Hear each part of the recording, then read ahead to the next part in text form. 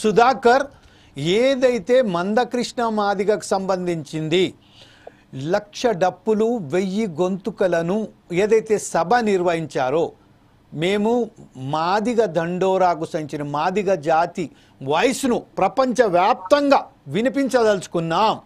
డప్పు మా సంస్కృతి, డప్పు మా జీవితంలో ఒక భాగ్యం, ఒక భాగ్యం అంటే దానికి సంబంధించిన ఒక భాగం అనుకుంటా చెప్పుకున్నట్టు మందకృష్ణ మాదిగ ఆ 1000 లక్ష డప్పులు 1000 కోట్లు 1000 గొంతుకల ఆ సభను వాళ్ళు ఉపసంహరించుకున్నారు.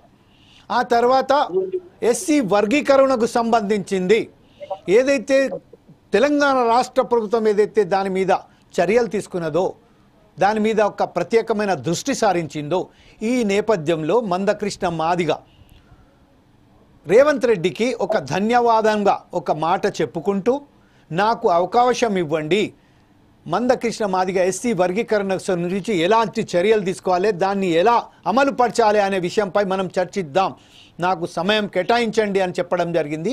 వీని వెనకాల గ్రౌండ్ రిపోర్ట్ ఏంటి, వాస్తవానికి మందకృష్ణ మాదిగకు రేవంత్ రెడ్డి సర్కార్ ఏదైతే ఉన్నదో, ఇప్పుడు ప్రస్తుతం ఇంకొక అంశం మనం దీంట్లో చూడవలసింది ఏంటంటే, ఇప్పుడు వచ్చింది పంచాయత్ ఎలక్షన్స్, అంటే గ్రామీణకు సంబంధించిన ఎలక్షన్స్ కూడా రాబోతున్నాయి. కాబట్టి మందకృష్ణ మాదిగ నేను ఏ పార్టీకి సంబంధం లేదు, ఏ గొండవైనా కట్టుకుంటాను, కానీ నా కండువను మాత్రం ఇష్టపెట్టాను, ఏదైతే మాదిగ దండోరాకు సంబంధించిన కండువను మాత్రం నేను ఇష్టపెట్టాను, ప్రతి ఒక్కరి దగ్గరికి వెళ్తాను, ఏ పార్టీతో అతీతంగా నాకు నా మాదిగ జాతిని ఏదైతే ఉన్నదో న్యాయం చేయాలంటే ప్రతి ఒక్కరిని కలుస్తానని చాలా చెప్పడం జరిగింది.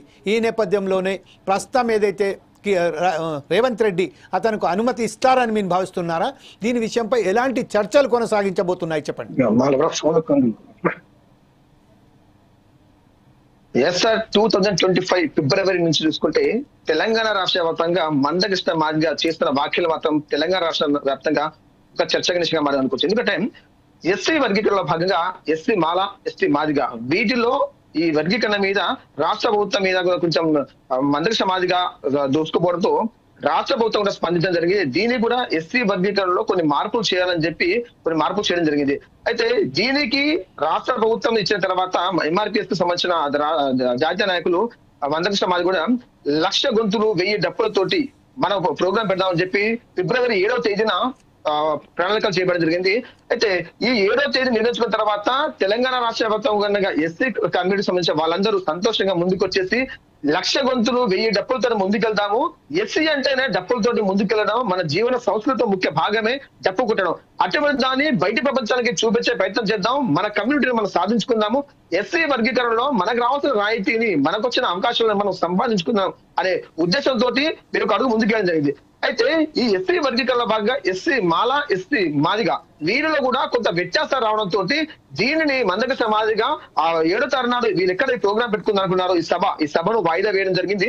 వీరు ఒకటే కోరుకుంటున్నారు, అంటే మందకృష్ణ మాదిగ వచ్చేసి గతంలో బీజేపీ పార్టీకి సంబంధించిన రాష్ట్ర నాయకులతోటి జాతీయ నాయకులతోటి కలవడము, అలాగే పీఎం మోదీతో సహా ఆయన ఉండేసి స్టేజ్ల మీద ఉన్న నేపథ్యం ఉంది.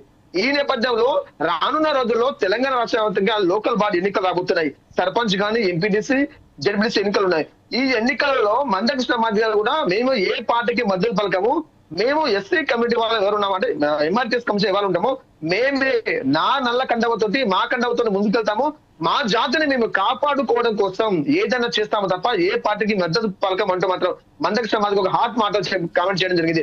అయితే ఒక అవకాశం అడిగారు రాష్ట్ర ముఖ్యమంత్రి మందకృష్ణ మాదిగ, ఒకసారి మాకు అవకాశం ఇవ్వండి, నేను మీ దగ్గరకు వచ్చి మాట్లాడతాను, మనం చర్చలు జరిపిన తర్వాత మా ఎంఆర్పీఎస్ నుంచి మీకు ఎటువంటి అవకాశాలు కావాలన్నా ఎటువంటి సహాయం కావాలన్నా చేయడానికి సిద్ధంగా ఉన్నామంటూ మాత్రం మందకృష్ణ మాదిగ రాష్ట్ర ముఖ్యమంత్రి రేవంత్ రెడ్డి చెప్పడం జరిగింది. ఏదైనా అనుకోవచ్చు, తెలంగాణ రాష్ట్రంలో మరో వారం 10 రోజుల్లో నోటిఫికేషన్ రానుంది సర్పంచ్ లోకల్ ఎన్నికలకు సంబంధించింది. ఈ ఎన్నికల ముందే మందకృష్ణ మాదిగ రాష్ట్ర ముఖ్యమంత్రి కలిస్తే ఇప్పుడు అసలే తెలంగాణ రాష్ట్ర వ్యాప్తంగా సర్వే జరుగుతుంది, కులగణన సర్వే. ఈ కులగణన సర్వేలో రాష్ట్రంలో బీసీలకే ఆధిపత్య పోరు ఉందంటే మాత్రం ఇటు ఎమ్మెల్సీకి సంబంధించిన వ్యక్తి మాట్లాడము తీన్మార్ మల్లన్న, అంతేకాకుండా తీన్మార్ మల్లన్న ఈ ఎస్సీ మన బీసీ సభలో కొన్ని దుమారం చేసిన మాటలు చేయడం జరిగింది. ఇదే కాంగ్రెస్ పార్టీకి అంచు చిక్కని పరిస్థితి నెలకొంది. ఈ నేపథ్యంలో ఒక్కసారిగా ఎంఆర్పీఎస్ వ్యవస్థాపక అధ్యక్షులు మందకృష్ణ మాదిగ కూడా ఎస్సీ వర్గం గురించి మాట్లాడము, ఈ బీసీ ఇటు ఎస్సీ. ఈ రెండింటి మధ్యలో మాత్రం రాష్ట్ర ప్రభుత్వానికి ఒక తలనొప్పిగా మారింది. రానున్న ఎన్నికల్లో ఎవరికి ప్రాతినిధ్యం ఇచ్చాలా, అంటే ఏ కమ్యూనిటీకి, ఇటు ఎస్సీకి ఇవ్వాలా లేకపోతే బీసీకి ఇవ్వాలా, ఎవరికి ఇవ్వాలా అనేది ఒక టెన్షన్ వాతావరణం నెలకొంది రాష్ట్ర ప్రభుత్వానికి. ఏదేమైనా రాష్ట్ర ముఖ్యమంత్రితో మందకృష్ణ మాదిగ చర్చలు జరిపితే ఎటువంటి అవకాశాలు లభిస్తాయి ఎస్సీ కమ్యూనిటీకి?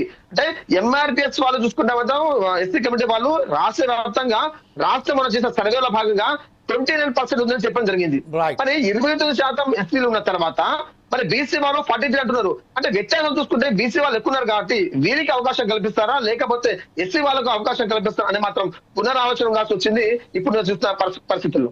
Right Sudhakar, thank you very much for giving updates. At the more over మనం ఒక్కసారిగా విజయవాడకు సంబంధించిన సతీష్ కూడా లైన్లో ఉన్నారు. సతీష్ని సంబంధించింది ఇది ప్రస్తుతం ఏదైతే ఉన్నదో మనకు వైసీపీ అధినేత జగన్ వైసీపీ ఎమ్మెల్యేలపై వ్యాఖ్యలపై